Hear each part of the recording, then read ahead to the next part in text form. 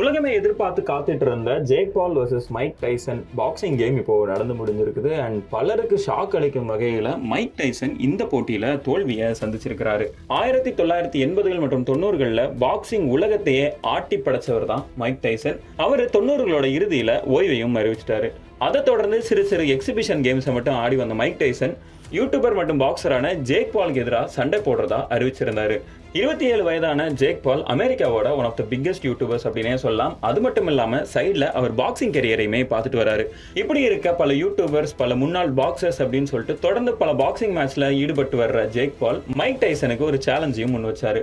அவர் mic டைசனை 8 round கொண்ட boxing கேம்ல அவரால் மைக் டைசனை வீழ்த்த முடியும் அப்படின்ற ஒரு சவாலை விட அந்த சவாலை மைக் டைசன் ஏற்றுக்கிட்டாரு. அதை தொடர்ந்து இன்னைக்கு அமெரிக்காவில் அந்த பாக்ஸிங் மேட்ச் நடந்தது.